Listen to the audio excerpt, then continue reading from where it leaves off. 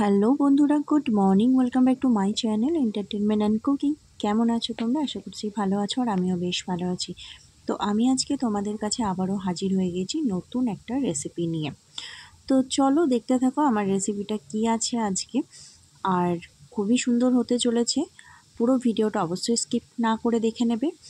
আর যারা আমার চ্যানেলে নতুন আছো তারা প্লিজ প্লিজ প্লিজ আমার চ্যানেলটা সাবস্ক্রাইব করে নেবে। যারা আমার চ্যানেলে পুরনো আছো তারা পুরো ভিডিওটা থেকে অবশ্যই একটা লাইক করে দেবে আর বেশি বেশি করে শেয়ার করে দেবে। তো চলো আজকের আমার রেসিপিতে কি মেনু আছে বা কি আমি বানাতে চলেছি তোমাদের সাথে শেয়ার করতে চলেছি। তো দেখতে থাকো, খুবই ইন্টারেস্টিং একটা ভিডিও হতে চলেছে। তো আজকে আমি যেটা বানিয়ে তোমাদের সাথে শেয়ার করব সেটা হচ্ছে ছানার বড়া। ছানার বড়া আমরা কম বেশি অনেকেই খেতে ভীষণ পছন্দ করি, কিন্তু বানানোটা একটু মুশকিল মনে হয়। তো সেটাই আমি আজকে তোমাদেরকে দেখাবো। ছানা করতে আশা করছি কম বেশি সবাই জানো, লেবু দিয়ে হোক, সেটা ভিনিগার দিয়ে হোক, বা সেটা ছানার জল দিয়ে হোক। আর খুব সহজে ছানা যদি তোমরা তৈরি করতে চাও সেটা আমার চ্যানেলে অবশ্যই এসে একবার চেক করে নিও। ছানা তৈরি করার খুব সহজ ভিডিওটা শেয়ার করা আছে, তোমরা চাইলে দেখে নিতে পারো। তো ছানা আমার এই যে দেখছো এখানে কমপ্লিট হয়ে গেছে ছানা করা। পুরো প্রসেসটা আমি এখানে তাও একবার তোমাদের সাথে খুব স্পিডে হালকাভাবে একটু শেয়ার করার চেষ্টা করেছি। তো দেখো ছানাটা হয়ে যাওয়ার পরে আমি এখানে সামান্য পরিমাণে চিনি দিয়েছি, সামান্য পরিমাণে লবণ দিয়েছি, আর এখানে দেব সামান্য 1 চিমটি পরিমাণে বেকিং সোডা, আর দেব এখানে ময়দা। আমি এখানে 1 চামচ মতো ময়দা ব্যবহার করেছি। তো চলো সব কিছু দিয়ে এটাকে ভালো করে চটকে মেখে নেব। অবশ্যই এটাকে এমনভাবে মাখবে যাতে খুব শক্ত না হয় বা খুব নরম না হয়, এটা মিডিয়াম মাঝামাঝি করে মেখে নেবে। আর ছানা মাখতে মাখতে তোমাদের যদি মনে হয় যে এটা একটু টাইট হয়ে গেছে, তাহলে অবশ্যই তোমরা এর মধ্যে যে ছানা তৈরি করার পর যে জলটা রেখেছিলে না, সেই জলটা থেকেই এর মধ্যে সামান্য পরিমাণে দিয়ে তোমরা ছানাটাকে একটু নরম করতে পারো। ভীষণ শক্ত হয়ে গেলে ছানার বড়াটা ফুলবে না, আর তরকারিতে দিলেও সেভাবে মানে সফট হবে না জিনিসটা।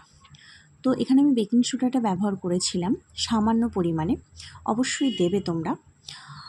এবার এটাকে ভালো করে চটকে একটু মেখে একটু এটাকে একটা ডো তৈরি করে নেব। ভালো করে চটকে মাখবে অবশ্যই। তো আমি যতটা পারছি সুন্দর করে মেখে নিচ্ছি।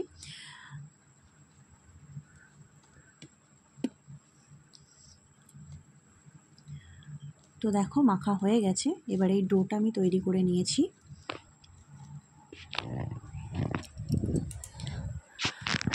আর এই ডোটা এবার আমি একটু ঢাকা দিয়ে রেখে দেবো এটাকে।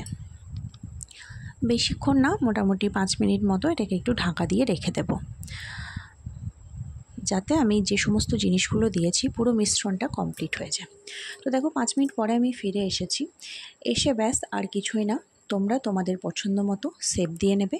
আমি যেমন এখানে 2টো শেপ দিচ্ছি, একটা গোল করছি আর একটা একটু লম্বা টাইপের করে নিচ্ছি। তোমরা চাইলে আরও অন্যান্য শেপ দিতে পারো, একটু চৌকো টাইপের করতে পারো। তো আমি এখানে দুটোই শেপ দিয়ে এটাকে এভাবে করে নিচ্ছি। তো দেখতেই পেলে খুব সহজ সিম্পল একটা জিনিস। এভাবে আমি পাকিয়ে নিচ্ছি, একটা গোল একটা লম্বা। এমন কিছু কষ্টের ব্যাপার নয়, একটু সময় সাপেক্ষ ঠিকই, তবে একবার বানিয়ে তোমরা যদি এটা খেতে পারো তাহলে দেখবে ভীষণ টেস্টি।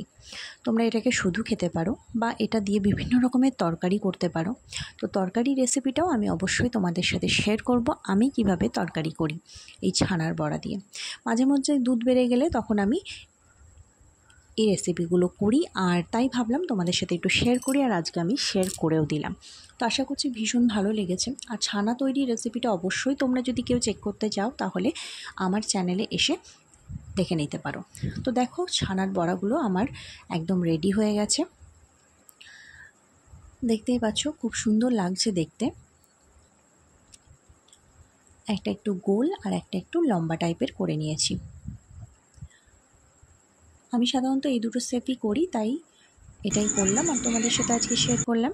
তো চলো এবার আমি কড়াইয়ে তেল দিয়ে দিয়েছি। তেলটা গরম হতেই আমি ঝটপট করে আমার ছানার বড়াগুলো তেলের মধ্যে ছেড়ে দিলাম। অবশ্যই প্রথমে গোলগুলো ছেড়ে দিলাম, তারপরে এটাকে একটু এপিট ওপিট করে উল্টে পাল্টে গোল্ডেন ব্রাউন করে ভেজে নেব।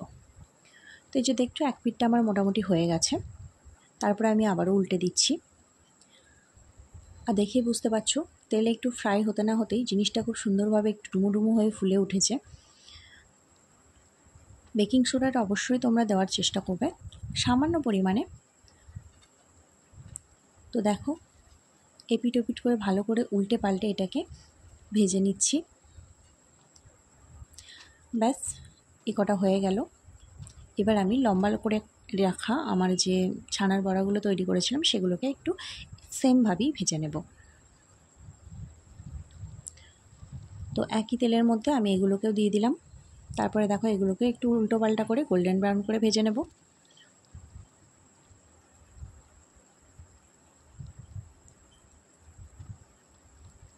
দেখতে কত সুন্দর লাগছে, খেতেও ঠিক ততটাই টেস্টি হয় এগুলো।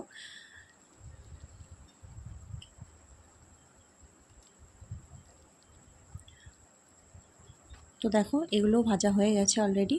এবার আমি এগুলোকে একই প্লেটের মধ্যে বা একই জায়গাতে তোমরা তুলে নিতে পারো। ব্যাস হয়ে গেল আমার ছানার বড়া। খুব সহজ সিম্পল রেসিপি। আজকের মতো টাটা, ফিরে আসবো নতুন একটা রেসিপি নিয়ে।